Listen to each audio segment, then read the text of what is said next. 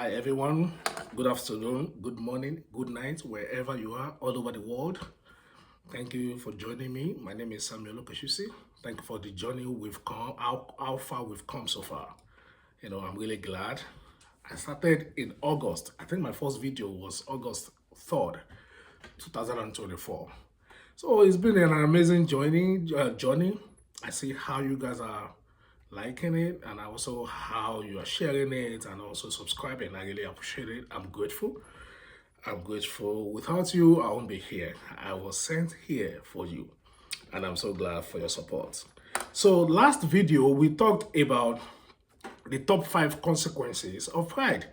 Before that, we talked about the 9 signs of the spirit of pride. So we looked at that and we looked at the top 5 consequences, which involves being resisted by God, which we don't want to experience, and also missing divine visitation opportunities, creating toxic environments, and also attracting other demonic entities because demons move in legions. And today, the goal is to shed light on how we can overcome the spirit of pride. How can we overcome pride? If God resists a proud person, the proud, and if God resists us, how do we get to this destination that only God can take us there? How do we get to this destination? The purpose He has given us, the vision, and the freedom we are aiming towards. So we need to overcome this pride that God doesn't like. Well, that is my job. That is my job. To overcome pride, the opposite of pride, we all know, is what? Humility. Sometimes the Bible or English calls it meekness. Meekness, the spirit of meekness. So we don't want the spirit of pride. Rather, we want in exchange the spirit of meekness. We want in exchange the spirit of meekness. We want to substitute pride with meekness. So we need to understand what meekness is. We need to understand how it looks. What is the standard for meekness? How can we say we are meek? How can we say we are meek? Because if you don't know where you are going, how will you know that you have arrived there? If you don't have an idea of where you are going, when you get there, you will still think you are not there yet. So it is necessary to know where you're going. So the Oxford Languages Dictionary defines meekness as the state or condition of being meek. The state or condition of being meek. Or it also means submissive. It also means submissive. So meekness is a condition of being meek or being submissive. Being submissive. But I will define it as knowing your right, ability, power, and capability, but willingly and innocently yielding it for the benefit of others, group, or to the will of God. That means you are fully aware of how powerful you are. You are fully aware of your rights in that situation. You are fully aware of your ability to make things happen. You are fully aware of the capabilities that you have, either the position that you are in or wherever. So you know what you can do. But yet, you willingly, not that you are manipulated to, not that you are controlled to, not that you are manipulating by yielding it, but you innocently or willingly yield that power, that right, that ability, you yield it all for the interest of the group or the interest of the other person or the interest or the will of God. Can you see now? So meekness is not that you are powerless or you are dumb or it doesn't mean that you are weak, but you know your power and no one coerced you into yielding that power for the benefit of others. Can you see now? It takes grace, right? It's not easy. The flesh, we want to demonstrate the power that you have. Who are you talking to? Why are you talking to me like that? I know who I am. I know my power. I know this position. I will deal with you. But for you to still know all the authority you carry and still say, okay, I will let it go for the group. Not for your own selfish interest, but for the group. That is what is called meekness. And I believe that is the opposite of pride. That is the spiritual opposite of pride. And that is where we're going. So we have a litmus test. I have a scripture that I can call a litmus test. We know, chemistry students, when you perform litmus test to check if a solution contains acid or base, you put the litmus paper in it, and if it changes color from blue to red, you know what that means. And if it changes color from red to blue, you know what that means, right? So this is the litmus test for meekness. We go to the book of James 3, 13 to 18. James 3, one sec, please. James 3, 13 to 18.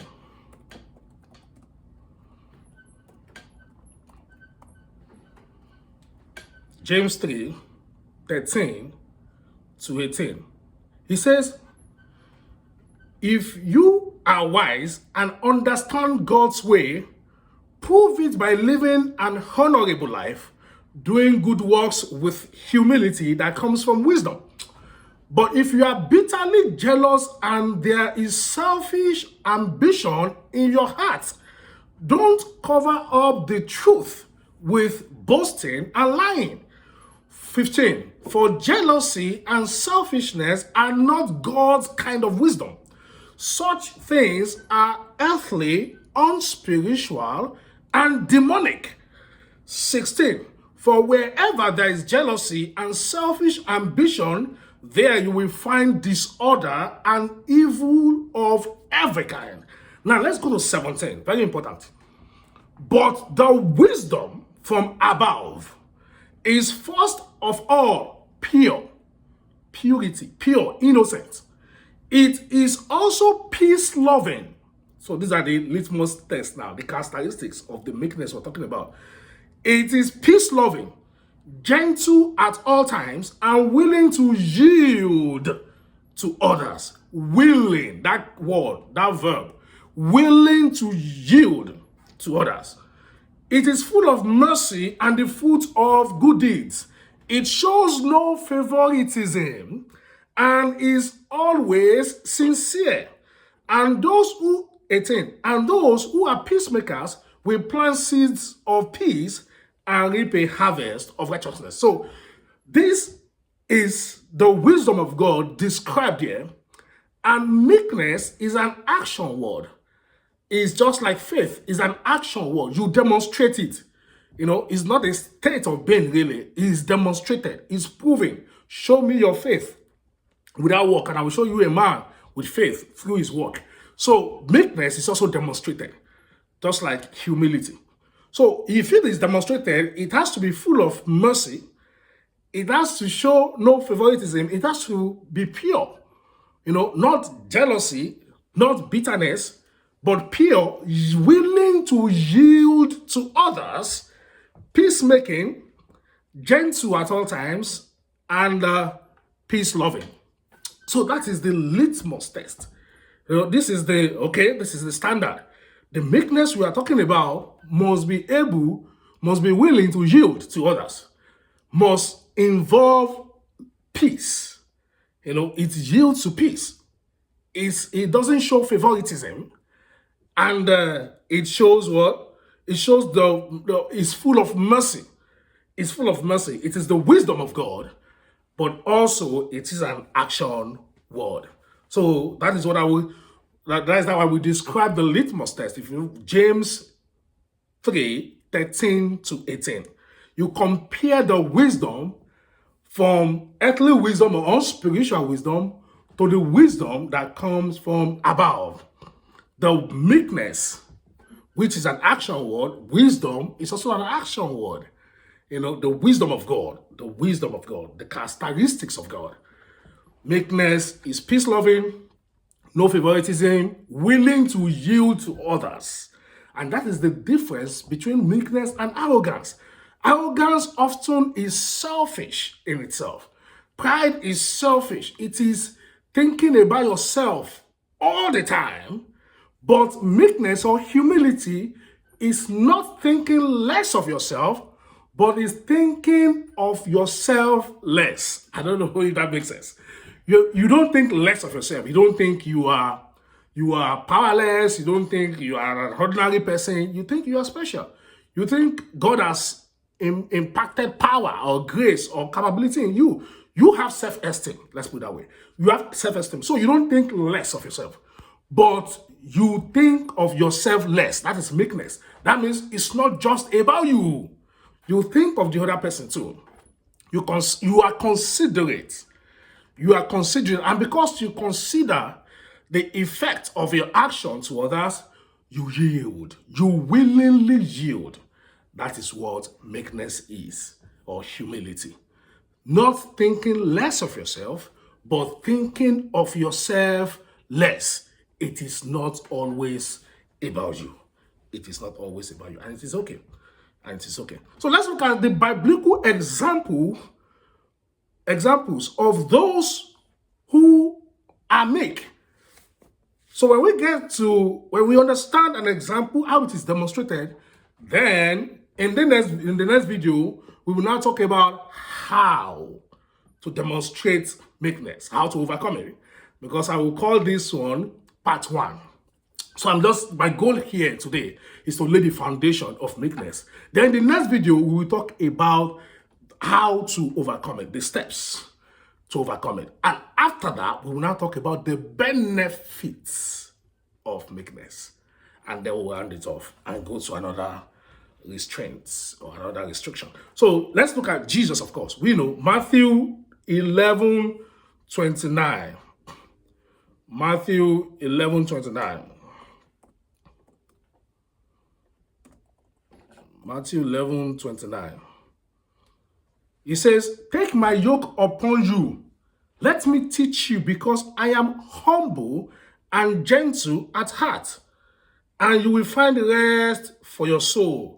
King James Version says, "I am gentle and lowly. I am gentle and lowly at heart." That is New King James Version. But King James Version itself says that I am meek and lowly. I am meek and lowly in heart.